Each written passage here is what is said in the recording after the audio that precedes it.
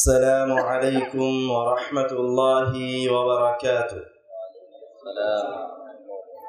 إن الحمد لله نحمده ونستعينه، من يهده الله فلا مضل له ومن يضلل فلا هادي له، وأشهد أن لا إله إلا الله وحده لا شريك له، وأشهد أن محمدا عبده ورسوله.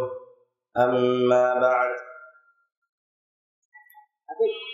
أعوذ بالله من الشيطان الرجيم. بسم الله الرحمن الرحيم. لو أنزلنا هذا القرآن على جبل لرأيته خاشعا متصدعا من خشية الله، وتلك الأمثال نضربها للناس لعلهم يتفكرون। যাবতীয় প্রশংসা সেই মহান রব্বুল আলামিনের শানে নিবেদিত, যার অশেষ কৃপায়, মহিমায়, দয়ায় আমরা আজকে তার কথা এবং তার প্রিয় রাসূলের কথা শ্রবণের জন্য উপস্থিত হতে পেরেছি। তাই তার দরবারে জানাই লাখো কোটি শুকরিয়া, আলহামদুলিল্লাহ। দরুদ ও সালাম বর্ষিত হোক প্রিয় নবী আহমদ মুস্তাফা, মুহাম্মদ মুস্তাফা, কুররাতুল আয়ুন, হাবিবু কুলুবিনা সাল্লাল্লাহু আলাইহি ওয়াসাল্লাম, ওই ব্যক্তির উপর যার উপর একবার দরুদ পাঠ করার বিনিময়ে আল্লাহ রাব্বুল আলামিন দরুদ পাঠকারীর 10টি গুনাহকে মাফ করে দেন, দরুদ পাঠকারীর উপর 10 বার রহমত বর্ষণ করেন, দরুদ পাঠকারীর মর্যাদাকে 10 স্তর উপরে উঠিয়ে দেন। এই মহামানবের উপর হাজারো দরুদ ও সালাম বর্ষিত হোক। সকলেই বলি সাল্লাল্লাহু আলাইহি ওয়াসাল্লাম।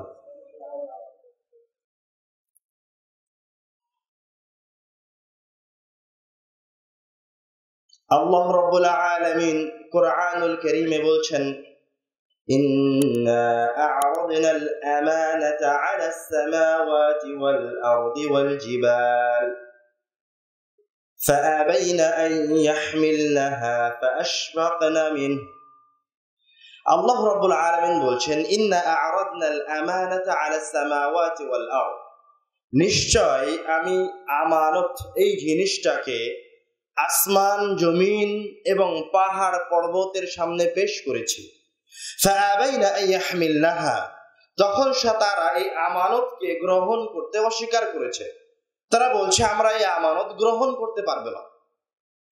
ফাআশফাকনা মিনহা, তখন আল্লাহ রাব্বুল আলামিন বলছেন, তখন আমি পাহাড়, পর্বত আর আসমান জমিনের উপর অনুগ্রহ করলাম। ওয়া হামালাহাল ইনসান ইন্নাহু যালুমান জাহুলা, অতঃপর বলছেন যে আমানতকে পাহাড়, পর্বত, আসমান, জমিন এরা গ্রহণ করার সাহস করলো না। কে গ্রহণ করলো? হামালাহুল ইনসান, মানুষ গ্রহণ করলো।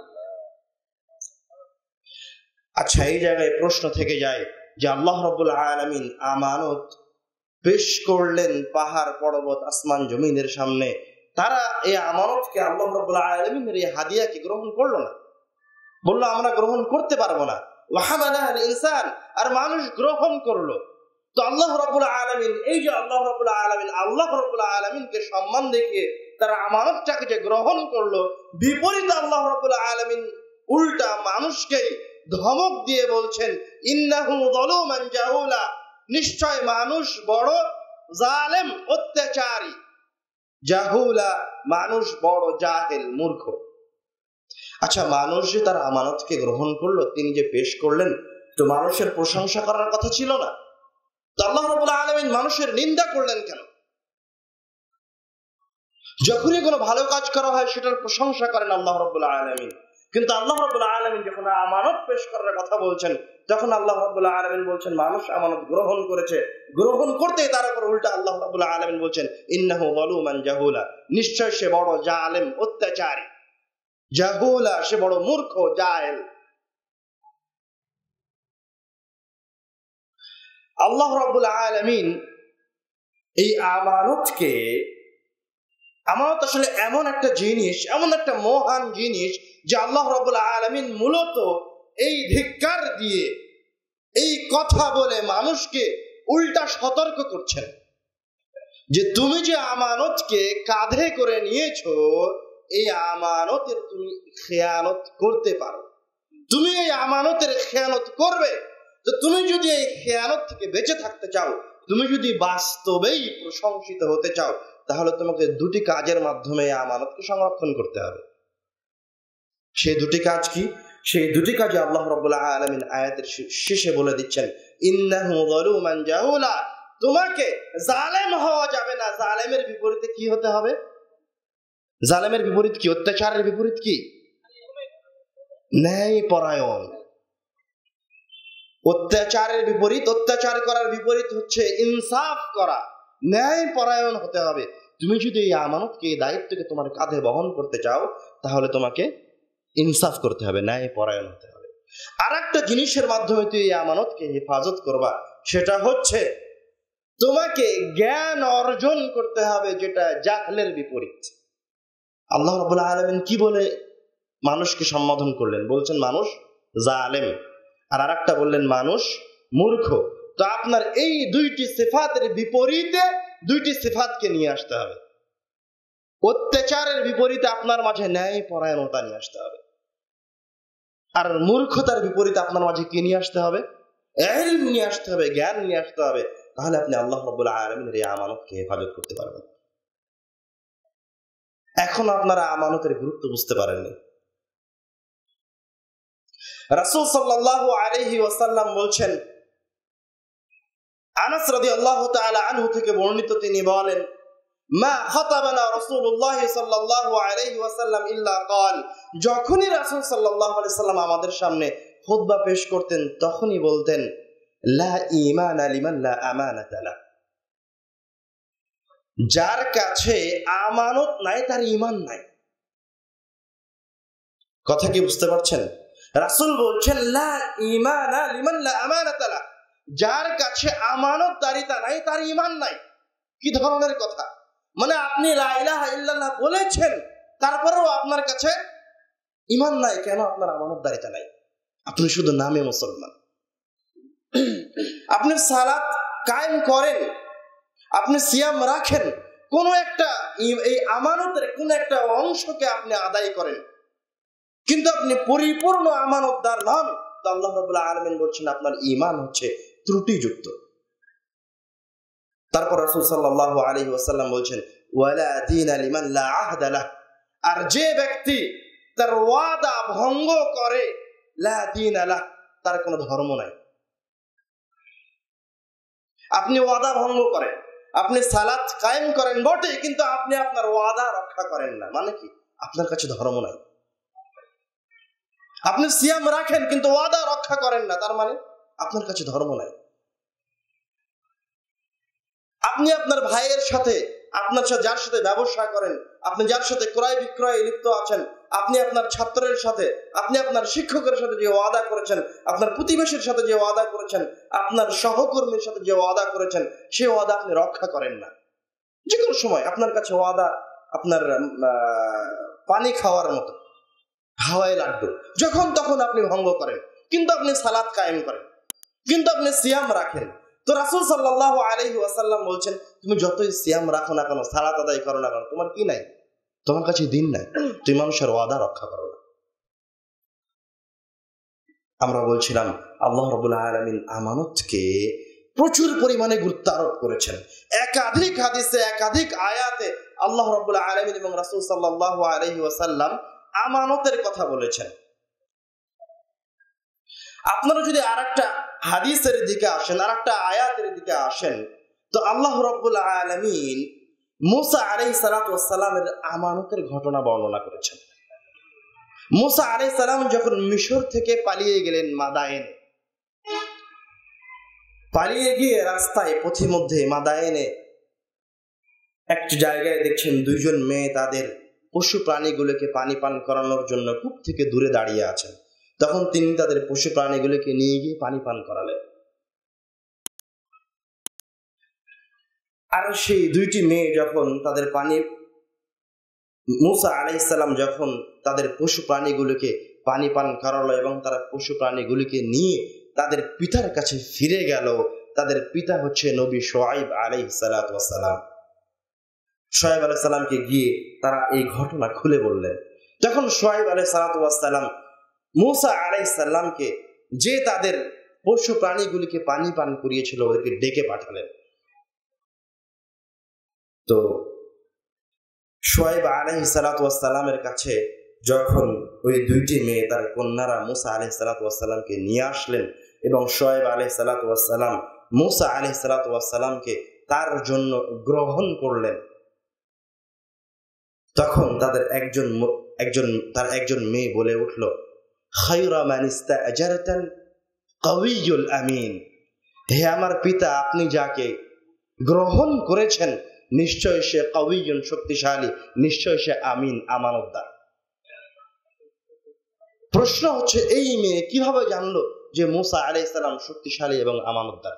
ইমাম তাবারি বলছেন, যখন মূসা আলাইহিস সালাম কূপ থেকে পানি উঠিয়ে তাদের পশু প্রাণীগুলোকে খাওয়ালেন, তখন তিনি মূসা আলাইহিস সালামের শক্তিমত্তা সম্পর্কে অবগত হলেন।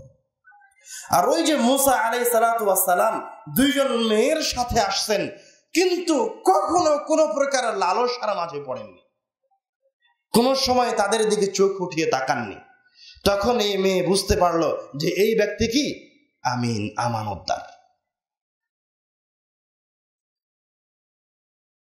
এই জন্য ওই মেয়ে তার পিতাকে এসে বলছে, খায়রা মান ইস্তাআজারতাল কাওয়িয়ুল আমিন। নিশ্চয় আপনি যাকে গ্রহণ করেছেন সে হচ্ছে শক্তিশালী এবং আমানতদার। আমানতদারের আরো একটা উদাহরণ আসেন। রাসূল সাল্লাল্লাহু আলাইহি ওয়াসাল্লাম সম্পর্কে যদি তার পাড়া প্রতিবেশীর কাছে জিজ্ঞাসা করেন, কুরাইশদেরকে, কাফের মুশরিকদেরকে জিজ্ঞাসা করেন যে মুহাম্মদ সাল্লাল্লাহু আলাইহি ওয়াসাল্লাম তার দৈনন্দিন জীবনে কেমন ছিল, তারা প্রতি উত্তরে বলবে সাদিকুন আমিন। নিশ্চয় মুহাম্মদ সাল্লাল্লাহু আলাইহি ওয়াসাল্লাম কি ছিলেন? সত্যবাদী ছিলেন এবং কি ছিলেন? আমানতদার ছিলেন। তো রাসূল সাল্লাল্লাহু আলাইহি ওয়াসাল্লাম নবুয়তের আগেই যে সিফাতটা গ্রহণ করেছেন সেটা কি? আমানতদারিতা। আমানতদারিতা হচ্ছে মানুষের মাঝের সবচেয়ে শ্রেষ্ঠ এবং বড় সিফাত। আমরা এতক্ষণ পর্যন্ত আমানতদারিতার গুরুত্ব বলে আসছি। আপনাদের মাঝে একটা প্রশ্ন, জিজ্ঞাসা সামনে এসেছে, সেটা হচ্ছে আসলে আমানতদারিতাটা কি জিনিস? আমানত শব্দের অর্থটা কি? আমরা মনে করি আমানত মানে হচ্ছে হয়তোবা কারো কাছে অর্থ জমা করে রাখা, কিন্তু আমানত মানে তা নয়। এটা আমানতের অসংখ্য অর্থের মাঝে একটা অর্থ। আমানত হচ্ছে ব্যাপক অর্থবোধক একটা শব্দ। আমাদের প্রত্যেকটা মানুষের সাথে জড়িত যত বিধিবিধান আছে সকল বিধিবিধান আমানতের অন্তর্ভুক্ত। এটা হচ্ছে আমানতের পারিভাষিক সংজ্ঞা। আর আরো ভালোভাবে স্পষ্ট হতে পারবেন যখন আমানতের আবিধানিক সংজ্ঞার অর্থের দিকে যাবেন। আমানত শব্দের আরবিতে অর্থ হচ্ছে তামানিনাতুল কলব ওয়া জিওয়ালুল খাউফ। আমানত শব্দের অর্থ হচ্ছে প্রশান্তি, অন্তরের প্রশান্তি। আমানত শব্দের অর্থ হচ্ছে বিশ্বস্ততা। আমানত শব্দের অর্থ হচ্ছে যে জায়গায় কোনো ভয় ভীতি নাই।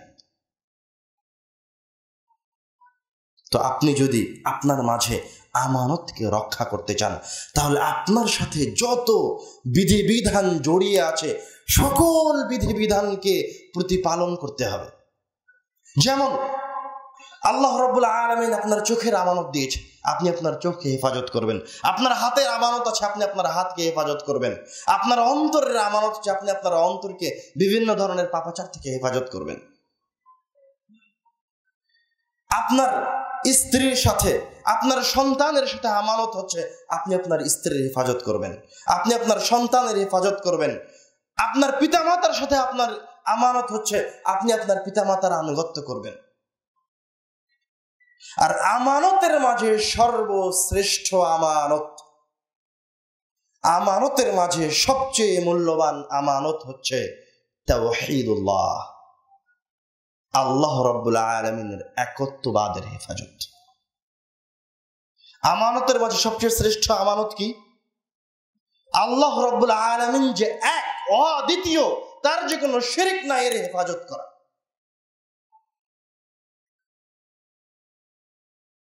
আপনি এই শিরকের হেফাজত করবেন, আর এই তাওহীদের হেফাজত করবেন কিভাবে? আপনি জেনে রাখেন, শয়তানকে যদি আপনি চিনতে পারেন তাহলে এই তাওহীদকে চিনতে পারবেন।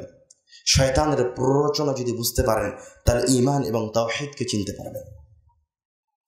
শয়তান কখনো কোনো সময় আপনাকে সরাসরি পথভ্রষ্ট করবে না। সরাসরি কখনো শয়তান আপনাকে শিরকে নিয়ে যাবে না। কখনো কোনো মুমিন বান্দাকে শয়তান এসে বলবে না যে চলো ওই কবরে গিয়ে সিজদা করো, কোনোদিন বলবে না। সরাসরি কথা কোনোদিন বলবে না। সরাসরি শয়তান আপনাকে কথা বলবে না ওই মূর্তির পূজা করো। শয়তান একটা রাস্তা, একটা পদ্ধতি অবলম্বন করবে। শয়তান জানে আপনি মুসলমান, আপনি সরাসরি আল্লাহ রাব্বুল আলামিনের সাথে শিরক করবেন না। তো শয়তান প্রথমে আপনাকে ভয় দেখাবে যে তুমি এত বড় বড় পাপে লিপ্ত হয়েছ, তুমি এই অন্যায় করেছ, অথবা তুমি এখন উপস্থিত এই বিপদে পড়েছ, তোমাকে এই বিপদ থেকে কে বাঁচাবে, তোমার এই পাপের ক্ষমা কিভাবে হবে? তখন শয়তান অথবা শয়তান রূপে একজন মানুষ আপনার অন্তরে ধাক্কা দিবে, আপনার অন্তরে কিছু কথা পৌঁছে দিবে। যেমন আপনাকে বলবে যে ওই জায়গায় অমুক একজন ব্যক্তি আছে, একজন দরবেশ আছে যার কথা আল্লাহ রাব্বুল আলামিন কবুল করেন, অথবা অমুক জায়গায় অমুক দরবেশের মাজার আছে যে যাহা করতো আল্লাহ, যাহা বলতো আল্লাহ রাব্বুল আলামিন কবুল করতেন। অমুক দরবেশের অমুক কারামত আছে, সে তার কারামত দিয়ে সবকিছু করতে পারতো, তুমি যদি ওর কাছে যাও তো তোমার সমস্যার সমাধান হয়ে যাবে। তখন আপনি নিজেও মনে করবেন আসলেই তো আমি অনেক বড় পাপী, আমি তো আল্লাহ রাব্বুল আলামিনের সামনে দাঁড়াতে পারবো না। তখন আপনি তার কাছে চলে যাবেন। এইভাবে শয়তান আপনার সামনে শিরককে সাজায় এবং আপনাকে তাওহীদ থেকে বের করে নিয়ে আসে। আমরা বলছিলাম আল্লাহ রাব্বুল আলামিন আমাদের জন্য সর্বশ্রেষ্ঠ যে আমানতটা রেখেছেন সেটা হচ্ছে, যে আমানতকে আমাদের হেফাজত করা প্রথম দায়িত্ব কর্তব্য, সেটা হচ্ছে তাওহীদুল্লাহ, আল্লাহ রাব্বুল আলামিনের একত্ববাদের হেফাজত করা।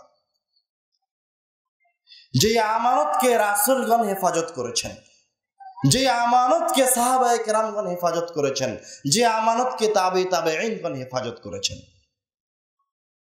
এবং এই ঈমান, এই তাওহীদ ছিল তাদের আসল শক্তি, তাদের প্রকৃত শক্তি। তারা এই ঈমানের উপর ভিত্তি করে অর্ধ পৃথিবীর শাসন ক্ষমতা অর্জন করেছেন।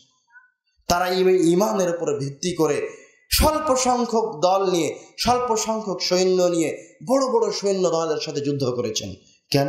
কেননা তারা ছিলেন শিক্ষিত মুসলমান, তারা ছিলেন শিক্ষিত ঈমানদার। তারা জানতেন আল্লাহ রাব্বুল আলামিনের কিতাবের একটা আয়াত তাদেরকে বিপদ থেকে বাঁচাতে পারে। তারা এই কথা খুব ভালোভাবে জানতেন। তার রাসূল সাল্লাল্লাহু আলাইহি ওয়াসাল্লামের হাদিসগুলোকে ভালোভাবে জানতেন। যেমন রাসূল সাল্লাল্লাহু আলাইহি ওয়াসাল্লাম বলছেন, ইন্নাল্লাহা তাআলা লা ইউআযযিবু কলবান ওয়া আল কুরআন, নিশ্চয় আল্লাহ রাব্বুল আলামিন ওই অন্তরকে কোনোদিন, আল্লাহ রাব্বুল আলামিন ওই অন্তরকে কোনোদিন শাস্তির সম্মুখীন করবে না যে অন্তর কোরআনুল কারীমকে অন্তরে ধারণ করে।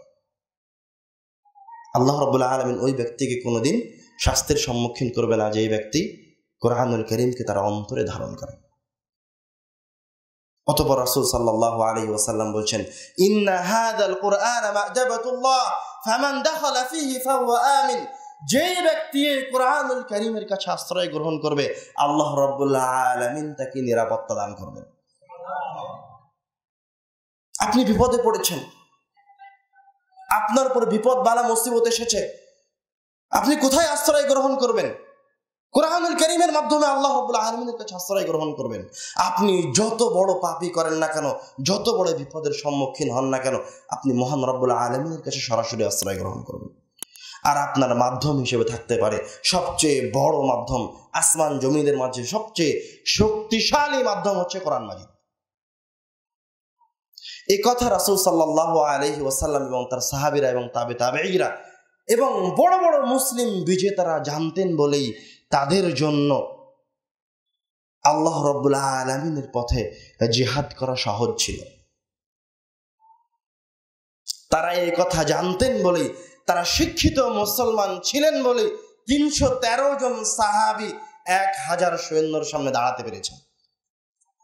তারা এই কথা জানতেন বলেই 5000 মুজাহিদ নিয়ে 2 লক্ষ সৈন্যের সামনে দাঁড়াতে পেরেছেন।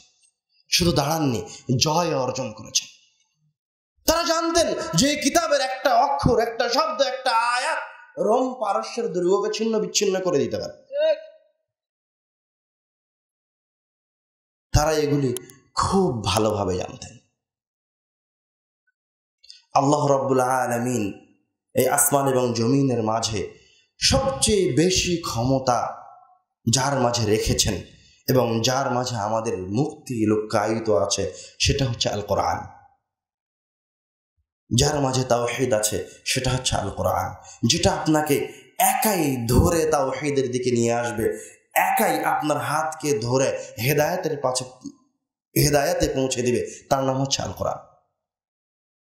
আল্লাহ রাব্বুল আলামিন কোরআনুল কারীমে বলছেন, ইন্না হাযাল কোরআনা ইয়াহদি লিল্লাতী হিয়া আকওয়াম। নিশ্চয় এই কোরআন মাজিদ তোমাদেরকে সবচেয়ে সঠিক রাস্তায় পৌঁছে দিবে। আপনি এই দুনিয়াবী জীবনে অসংখ্য ফেরকা, অসংখ্য মাযহাব দেখে চিন্তা করছেন আমি কোন দলের অনুসরণ করব, কোন মাযহাবের অনুসরণ করব, কোন দিকে যাব, কোথায় গেলে মুক্তি পাওয়া যাবে। আল্লাহ রাব্বুল আলামিন আপনার জন্য মুক্তির পথ রেখে দিয়েছেন। আল্লাহ রাব্বুল আলামিন বলছেন, ইন্না হাযাল কোরআনা ইয়াহদি লিল্লাতী হিয়া আকওয়াম। আপনি এই কিতাবের কাছে আসেন, এই কিতাব আপনাকে মুক্তি প্রদান করবে। শুধু মুক্তি প্রদান করবেন না, আল্লাহ রাব্বুল আলামিন এই জায়গায় ইসমু তাফযীলের সিগা ব্যবহার করেছেন, লিল্লাতী হিয়া আকওয়াম। সবচেয়ে সঠিক জায়গায় যার জন্য আপনি বের হয়েছেন, যে জান্নাতের জন্য আপনি রাস্তা রাস্তা ঘুরছেন, যেই জান্নাতকে পাওয়ার জন্য আপনি একবার ওই হুজুরের কাছে যান, একবার ওই মাওলানার কাছে যান, ওই শায়েখের কাছে যান, ওই পীরের কাছে যান, আল্লাহ রাব্বুল আলামিন বলছেন তোমাকে ওই জায়গায় পৌঁছে দেব এই কিতাবের মাঝে, তুমি এই কিতাবের কাছে আসো। আল্লাহ রাব্বুল আলামিন কোরআনুল কারীমে বলছেন, ইয়া আইয়ুহান নাস ক্বাদ জাআতকুম মাউইযাতুম মির রাব্বিকুম ওয়া শিফাউন লিমা ফিস সুদূর। আল্লাহ রাব্বুল আলামিন ইয়া আইয়ুহান নাস, এই কোরআনুল কারীমের আয়াতের দিকে যদি লক্ষ্য করেন তাহলে দেখবেন আল্লাহ রাব্বুল আলামিন এই আয়াতে এই কথা বলছেন না যে হে আমার মুমিন বান্দাগণ। আল্লাহ রাব্বুল আলামিন কি বলছেন? ইয়া আইয়ুহান নাস, হে মানুষ। মানে আল্লাহ রাব্বুল আলামিন বলছেন হে নাস্তিক, হে খ্রিস্টান, হে ইহুদি, হে গরিব ফকির দরিদ্র, ভ্যান চালক, রিক্সা চালক, রাজা প্রজা, সকলেই শোনো, ক্বাদ জাআতকুম মাউইযাতুম মির রাব্বিকুম, তোমাদের প্রতিপালকের পক্ষ থেকে একটা কিতাব তোমাদের কাছে এসেছে। কিতাবটা কি? কিতাবটা হচ্ছে আল কোরআন। ক্বাদ জাআতকুম মাউইযাতুম মির রাব্বিকুম, আর এই কিতাবটা হচ্ছে তোমাদের জন্য উপদেশ বাণী। আল্লাহ রাব্বুল আলামিন বলছেন ইহুদি খ্রিস্টান নাস্তিক ধনী গরিব ফকির, তোমাদের যদি কারো উপদেশের প্রয়োজন হয়, তুমি যদি মনে করো যে আমি একজন মানুষ, আমার কোনো একটা উপদেশের প্রয়োজন আছে, তাহলে তুমি কোথায় আসবে উপদেশের জন্য? কোরআনুল কারীমের কাছে আসবে। কোরআনুল কারীম তোমাকে উপদেশ দেবে। ওয়া শিফাউন লিমা ফিস সুদূর, উপদেশ দেওয়ার পর কি করবে? ওই যে তোমার অন্তরে বক্রতা ছিল, তোমার অন্তর পাপের কারণে কালো হয়ে গেছিল, ওই যে তুমি মুশরিক ছিলে, ওই যে তুমি তাওহীদ সম্পর্কে জানতে না, ওই যে তুমি খ্রিস্টান ছিলে, ওই যে তুমি বৌদ্ধ ছিলে, ওই যে তুমি হিন্দু ছিলে, শিফাউন লিমা ফিস সুদূর, তুমি যদি এই কিতাব থেকে উপদেশ গ্রহণ করো তাহলে তোমার অন্তরে যত বক্রতা আছে, তোমার অন্তরে যত ভুল ত্রুটি আছে, তোমার অন্তর যত খারাপ হোক না কেন, শিফাউন লিমা ফিস সুদূর, এই কিতাব তোমার এই অন্তরকে আরোগ্য দান করবে। ওয়া হুদান ওয়া রাহমাতুল লিল মুমিনিন। আপনি কিতাবের কাছে উপদেশ পাবেন, এই কিতাবের মাধ্যমে এই কিতাব আপনার অন্তরকে শিফা দান করবে, আরোগ্য দান করবে যে কোনো ধরনের বক্রতা থেকে। ওয়া হুদান ওয়া রাহমাতুল লিল মুমিনিন। এবং আপনার উপদেশ গ্রহণের পর, আপনার অন্তরকে পবিত্র করার পর আপনার আসল মাকসাদ হেদায়েতে পৌঁছে দিবে। রাহমাতুল লিল মুমিনিন। আর এই কোরআনুল কারীম হচ্ছে মুমিনদের জন্য রহমত। কোরআনুল কারীমের হেদায়েত কি? কোরআনুল কারীমের মাধ্যমে তাওহীদে পৌঁছাটা কি? এটা আসলে হেদায়েত শব্দটা না বুঝলে বুঝতে পারবেন না। হেদায়েত শব্দটা কি? কোন শব্দ যদি আরবি ভাষায় বোঝার প্রয়োজন হয় তাহলে আরবরা ওই শব্দকে কিভাবে ব্যবহার করত সেটা দেখতে হবে। আরবরা হেদায়েত শব্দটাকে ব্যবহার করত তাদের যুগে, যখন তারা কাফেলা নিয়ে, বড় বড় কাফেলা নিয়ে সফরে বের হতো মরুভূমির ভিতরে। তখন ওই কাফেলার সামনে একটা উট থাকতো অথবা একজন পথ প্রদর্শক থাকতো, আর পুরো কাফেলা ওই পথ প্রদর্শকের অন্ধ অনুসরণ করত। ওরা কিন্তু রাস্তাঘাট চিনে না, ওরা জানে যে এই পথ প্রদর্শক আমাদের কোথায় পৌঁছে দিবে, আমাদের গন্তব্যস্থলে পৌঁছে দিবে।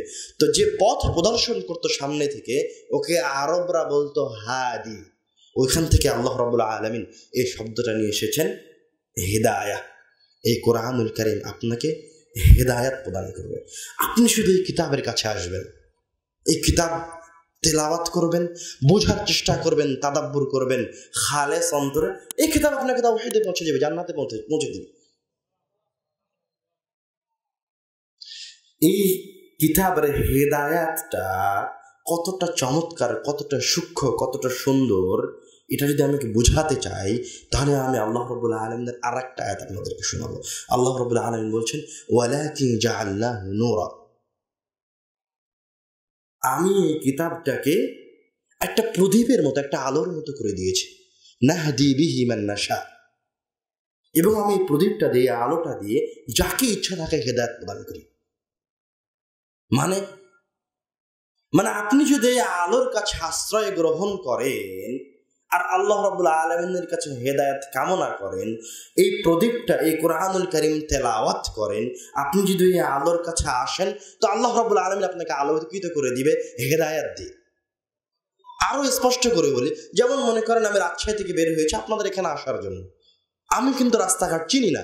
আমি কি করেছি? আমি আমাদের গাড়িতে এসে বসেছি। এবার ড্রাইভার আমাকে রাস্তাঘাট কোথায় আঁকা বাঁকা, কত ধরনের ডান দিকে রাস্তা গেছে, বাম দিকে রাস্তা গেছে, ওই কোনো রাস্তায় না দিয়ে সঠিক রাস্তা দিয়ে ঘুরে আমাকে কোথায় পৌঁছে দিয়েছে? আপনাদের কাছে গন্তব্যস্থলে পৌঁছে দিয়েছে।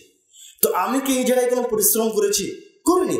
আমি কতটুকু করেছি? শুধুমাত্র এসে গাড়িতে বসেছি, এখানে আমার পরিশ্রম শেষ। তো আল্লাহ রাব্বুল আলামিন বলছেন এই কিতাবটা হচ্ছে একটা আলো, একটা প্রদীপ। আপনি এই কিতাবের কাছে আসেন, এই কিতাব আপনাকে হেদায়াতে সঠিক জায়গায় পৌঁছে দেবে, জান্নাতে পৌঁছে দেবে। আরো সহজ ভাবে যদি বুঝতে চান তাহলে আল্লাহ রাব্বুল আলামিন হেদায়াত পাওয়ার একটা গল্প কোরআনুল কারীমে বলেছেন।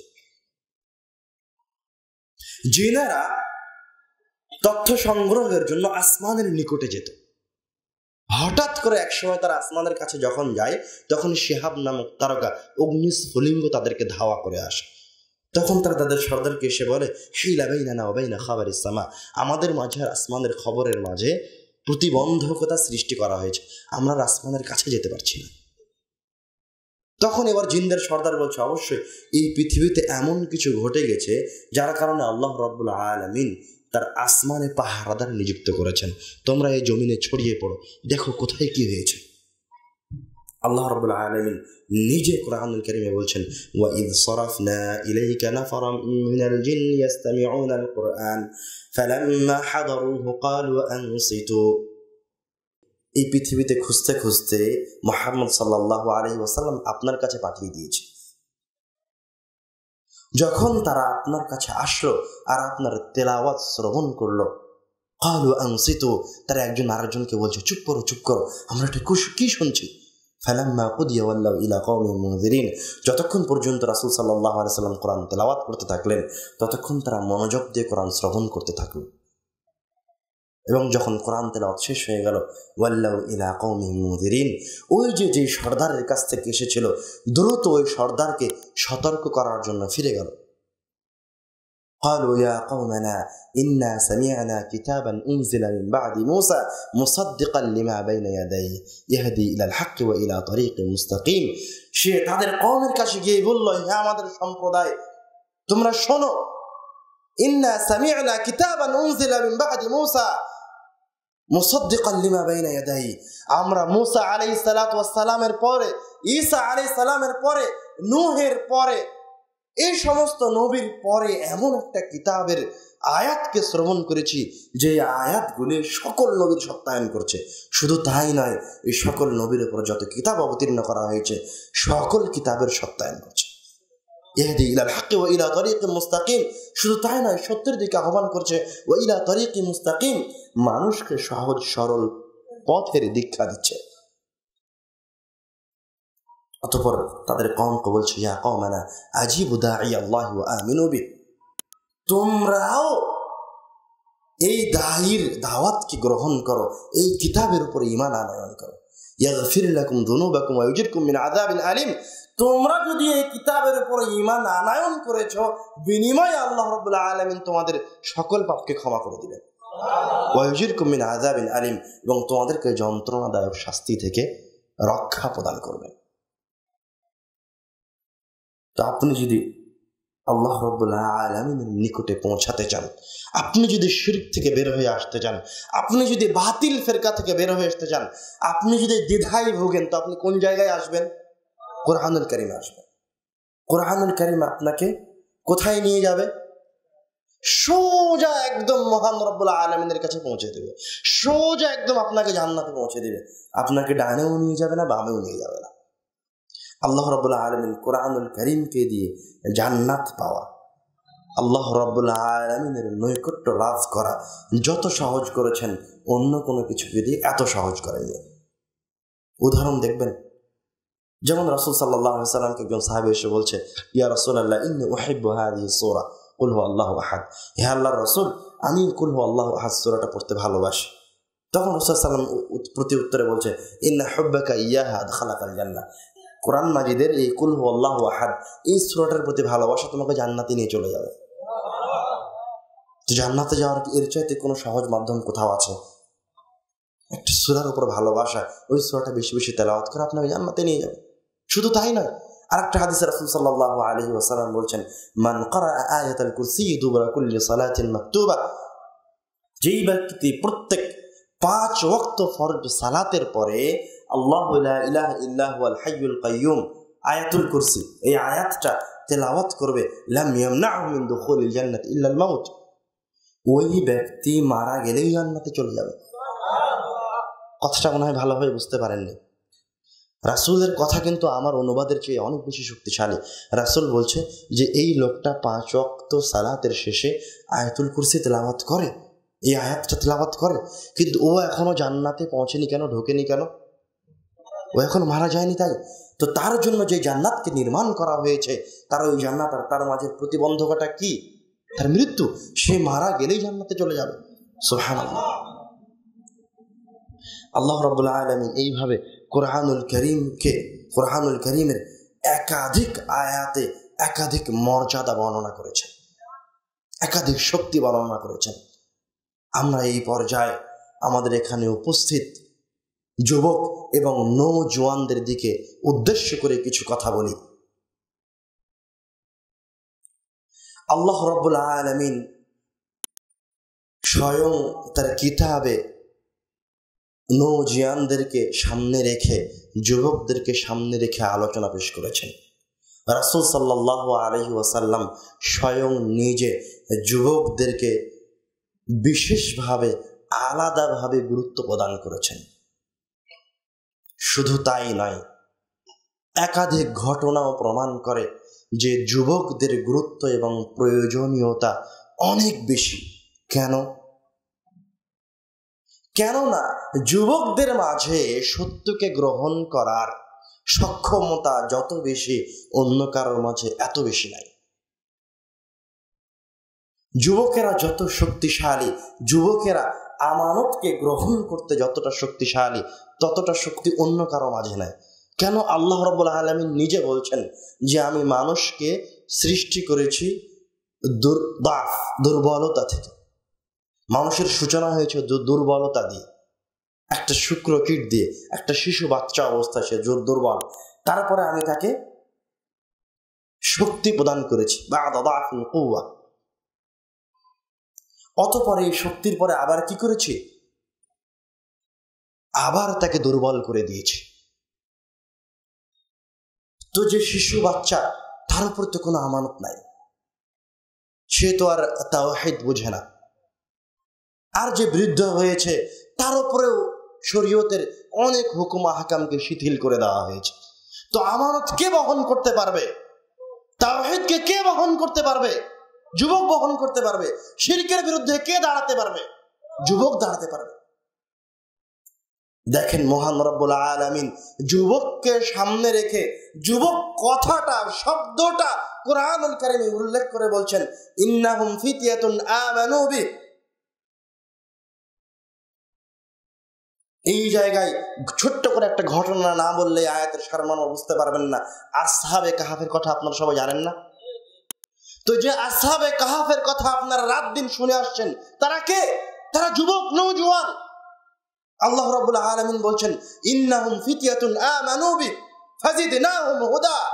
তারা হচ্ছে নওজোয়ানদের একটা দল, তারা আমার উপর ঈমান আনায়ন করেছিল।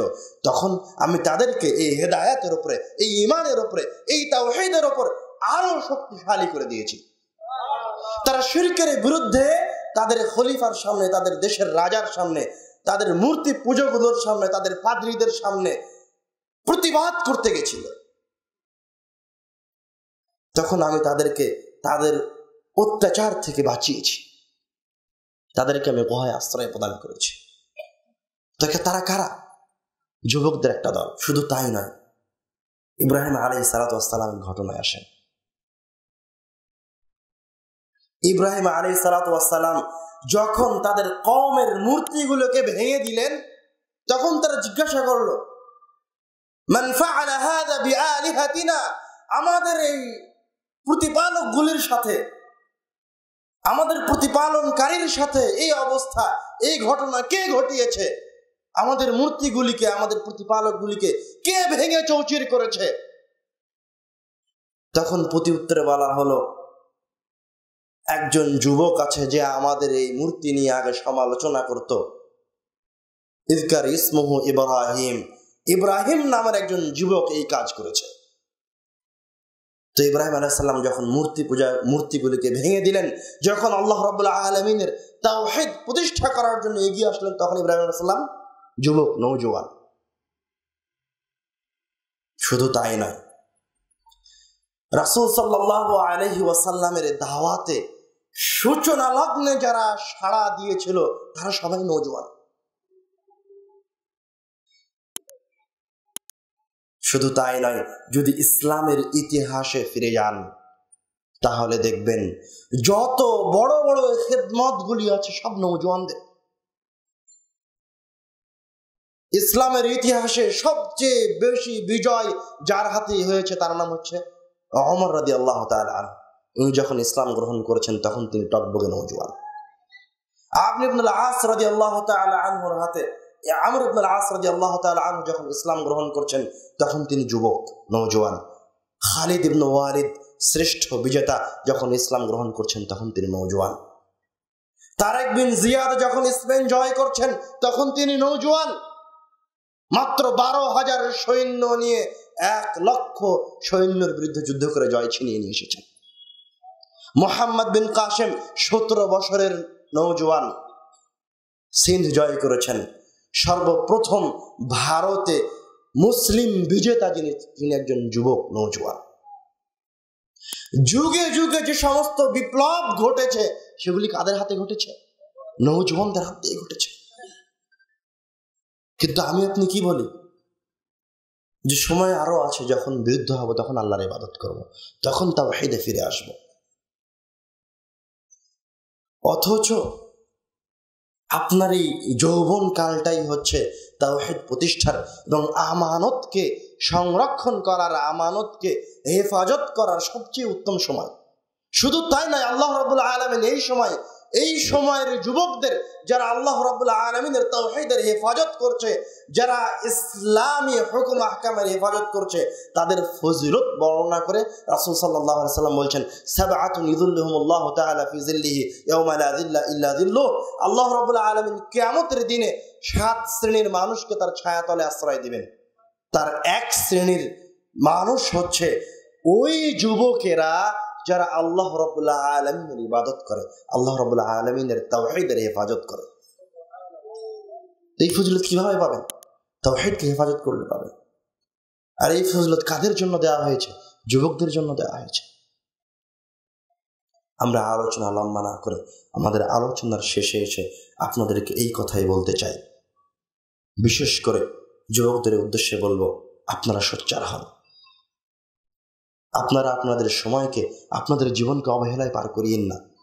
এই সময়ে, এই নওজোয়ান অবস্থাতেই আমাদের ইসলামের যাবতীয় বিপ্লবগুলি ঘটেছে। যারা এই বিপ্লব ঘটিয়েছে, যারা তারিখ লিখেছে, তারা নওজোয়ান ছিল। যাদের নাম স্বর্ণ দিয়ে ইতিহাসে লিপিবদ্ধ করা আছে, তারা নওজোয়ান ছিল। সুতরাং আপনি শিক্ষিত মুসলমান হন, শিক্ষিত ইমানদার হন, ঈমান অর্জন করেন শিখে। আপনার বাপ মুসলমান তাই আপনি মুসলমান, এই মুসলমান নাম আপনার উপকারে আসবে না। আপনি যে সর্বশ্রেষ্ঠ জাতি, এতে কি আপনার কোনো সন্দেহ আছে? নাই। তো আপনি তো পৃথিবীর আনাচে কানাচে সবচেয়ে বেশি লাঞ্ছিত। আপনি যে ঈমান এনেছেন আল্লাহর উপরে, এতে কোনো সন্দেহ আছে? তো আপনি সবচেয়ে বেশি নিষ্পেষিত, আপনি সবচেয়ে বেশি অপমানিত। কেন? কেননা নামে মুসলমান হওয়ার কোনো ফজিলত নাই, নামে ইমানদার হওয়ার কোনো ফজিলত নাই। আপনি যদি এই দুনিয়াবী জীবনে মর্যাদা আবার ফিরিয়ে পেতে চান, আপনার হারানো মুকুটকে আবার ফিরিয়ে পেতে চান, তাহলে আপনাকে শিক্ষিত মুসলমান হতে হবে। আপনি যে ঈমান নিয়ে এসেছেন, এই ঈমানের উপর আপনার অগাধ বিশ্বাস নাই, এই জন্য আপনি পাপ করাকে আপনার কাছে সহজ। কিন্তু সাহাবায়ে কেরামগণ, তাবেঈনগণ শিখে ঈমান আনয়ন করেছেন। প্রত্যেকটা সাহাবী, কেউ তার বাপ মুসলমান ছিল বলে সে মুসলমান হয়েছেন এমন নয়। তার আগে কোরআনুল কারীমের একটা আয়াতকে শুনেছেন, বুঝেছেন, তাদাব্বুর করেছেন। যখন মনে হয়েছে হ্যাঁ ঠিক আছে, এটাই আসল ধর্ম, এর মাধ্যমে আল্লাহ রাব্বুল আলামিনের কাছে যাওয়া যাবে, তখন তারা ঈমান আনয়ন করেছেন। আপনাকে শিখে ঈমান আনয়ন করতে হবে, আপনি যদি আপনার হারানো গৌরবকে ফিরে পেতে চান। দ্বিতীয় কথা হচ্ছে, আপনি যদি সহজে তাওহীদের উপর থাকতে চান, আপনি যদি সহজে মহান রব্বুল আলামিনের একত্ববাদের উপর থাকতে চান, আপনি যদি সদা সর্বদা আপনার জীবনকে সহজ রাখতে চান, আল্লাহ রাব্বুল আলামিনের নিয়ামত চান, কবরে আযাব থেকে মুক্তি চান, আপনি যদি কিয়ামতের দিন, আপনার কিয়ামতের জীবনকে সহজ করতে চান, আপনি যদি পরকালীন জীবনকে সহজ করতে চান, জান্নাত পেতে চান, যখন কিয়ামতের দিন আপনার দাড়িপাল্লায় পাপটা ভারী হয়ে যাবে, ওই পাপ থেকে বাঁচতে চান, তাহলে আপনি কোরআনুল কারীমের কাছে আসেন, বেশি বেশি কোরআন তেলাওয়াত করেন, কোরআন শিখেন। কোরআনুল কারীমের যত ফজিলত আছে, যত শক্তি আছে, যত ক্ষমতা আছে, আল্লাহ রাব্বুল আলামিন এত ক্ষমতা অন্য কাউকে দেননি। আপনার কাছে একটা প্রশ্ন আসতে পারে এই জায়গায়, যে এই ক্ষমতা অন্য কারো কাছে নাই, কোরআনুল কারীমের কাছে কেন?